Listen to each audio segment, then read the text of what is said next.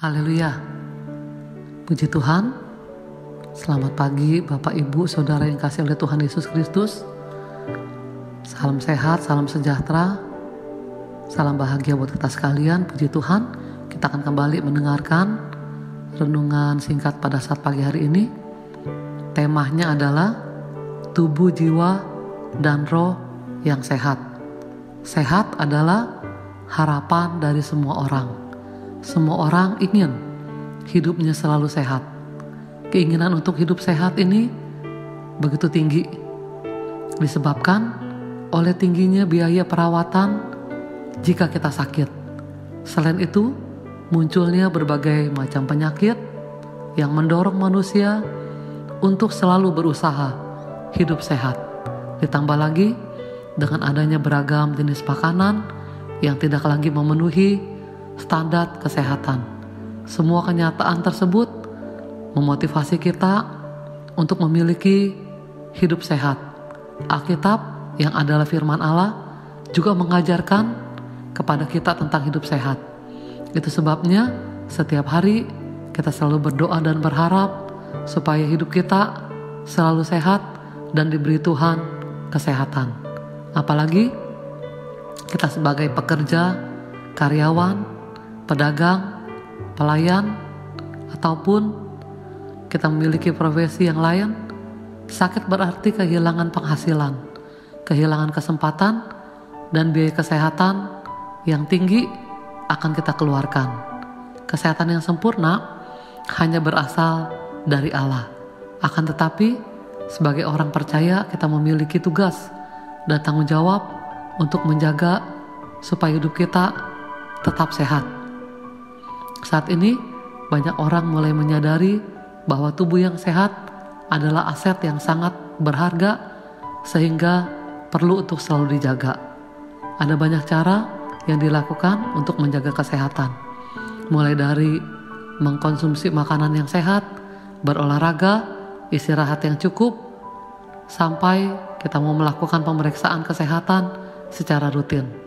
Tentu saja merawat kesehatan jasmani itu perlu dan harus dilakukan, karena dengan tubuh yang sehat kita dapat melakukan berbagai aktivitas dengan maksimal. Bahkan firman Allah sendiri mengatakan bahwa tubuh kita adalah bait Allah yang perlu dipelihara. 1 Korintus 3 ayat yang ke-16. Kesehatan jasmani yang baik belumlah lengkap tanpa rohani yang sehat, karena bahaya yang sebenarnya akan terjadi ketika kita tidak sehat secara rohani. Hal itu akan membuat hubungan pribadi kita dengan Tuhan terasa hampa dan tanpa gairah.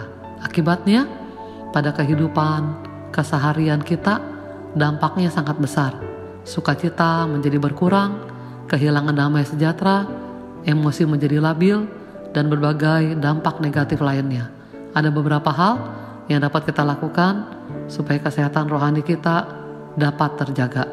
Kita dapat melakukannya dengan rutin beribadah ke gereja, terlibat aktif dalam melayani Tuhan, membaca dan merenungkan firman Tuhan. Ibrani 10 ayat yang ke-25. Juga memiliki waktu pribadi untuk selalu berdoa dan menyembah Tuhan. Bila kita adalah seorang yang rutin menjaga kesehatan tubuh kita, mulai hari ini pastikan juga kita memiliki rohani yang sehat. Sedangkan bagi kita yang selama ini tidak begitu memperhatikan kesehatan tubuh kita, mulailah untuk kita melakukan gaya hidup sehat. Mulailah berolahraga, mulailah mengkonsumsi makanan yang sehat, dan beristirahatlah yang cukup. Serta jangan lupa untuk tetap menjaga kebugaran rohani kita. Percayalah, bila tubuh kita dan roh kita sehat, maka kita akan semakin efektif dalam menyelesaikan segala tugas dan tanggung jawab yang Tuhan berikan, dan hidup kita akan maksimal.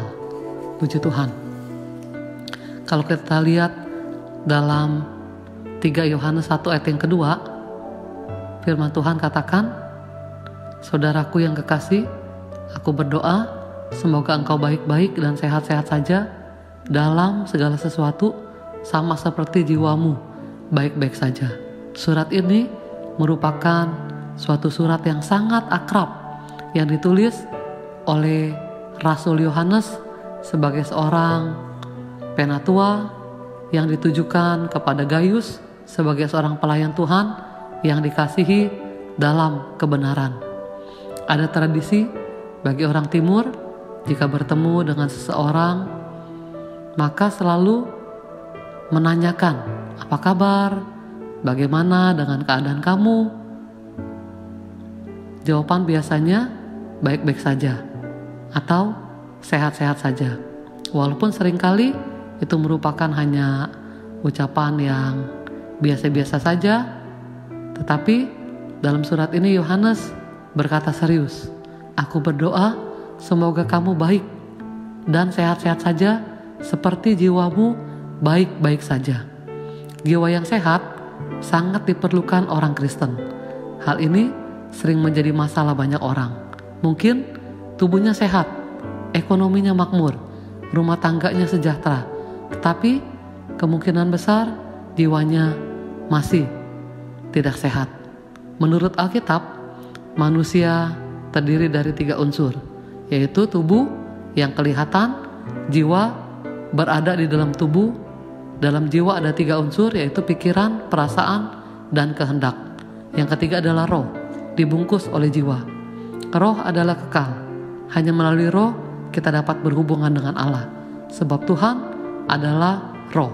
Setiap orang yang bertobat dan dibaptis, rohnya hidup kembali, dan dengan roh itu kemudian dapat berkomunikasi dengan Tuhan. Roh kita dengan roh Tuhan bersaksi bersama-sama bahwa kita adalah anak-anak Allah. Roma 8 ayat yang ke-16, 1 Korintus 6 ayat yang ke-17. Banyak orang yang sulit untuk mengampuni, sulit untuk mengasihi, sulit untuk berdoa karena jiwanya tidak sehat. Ada satu kekecewaan atau kebencian di dalam hatinya sehingga dirinya ingin membalas sakit hati yang pernah dia alami. Ini adalah contoh jiwa atau hati yang sakit. Kita harus selalu memeriksa diri kita, karena semua orang dapat terjerat di dalam dosa sakit hati atau patah hati ini. Banyak orang yang kurang diberkati Tuhan karena rohnya tidak bisa leluasa untuk menyembah Tuhan. Ada sesuatu ganjalan yang berat di hatinya, yakni batinnya, hatinya masih terluka, hancur, remuk, sehingga sulit untuk melupakan kesalahan daripada orang lain. Tetapi kita harus berhati-hati karena akibat sakit hati dapat mengakibatkan sakit fisik. Mazmur 6 ayat yang ke-8, Amsal 12 ayat yang ke-25. Sakit hati juga banyak disebabkan oleh karena cemburu, iri hati, dan dendam. Nubuatan yang terdapat dalam Yesaya 61 ayat yang pertama sampai ayat yang ketiga telah digenapi dalam diri Yesus Kristus. Lukas 4 ayat yang ke-18 sampai ayat yang ke-19.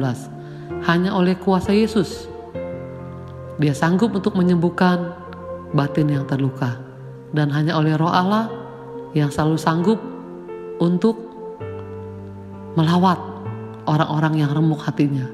Dalam nama Yesus, semua jiwa yang tidak sehat dapat disembuhkan. Semangat yang pudar Tuhan ganti dengan nyanyian pujian. Hati yang berduka Tuhan dapat ubah menjadi penghiburan. Dendam atau nafsu membalas kejahatan diganti dengan rahmat Tuhan.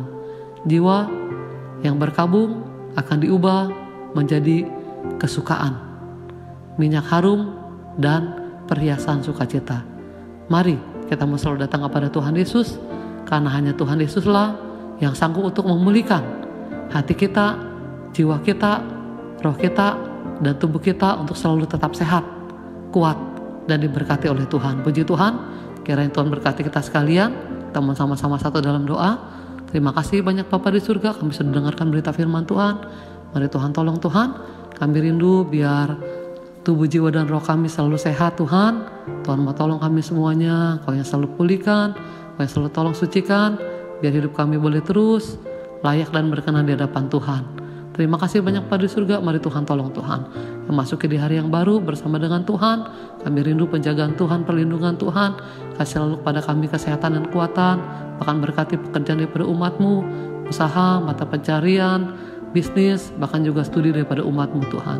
Tuhan tolong Tuhan, biar selalu Tuhan rumah tangga dan keluarga kami semuanya selalu Tuhan dipelihara, dijaga dan dilindungi oleh Engkau dengan luar biasa. Kami masuki hari yang baru dengan penuh ucapan syukur, penuh harapan Tuhan yang selalu bimbing hidup kami. Dalam nama Tuhan Yesus Kristus kami sudah berdoa dan mengucap syukur. Haleluya, puji Tuhan. Amin. Selamat pagi, Tuhan Yesus memberkati kita sekalian. Haleluya.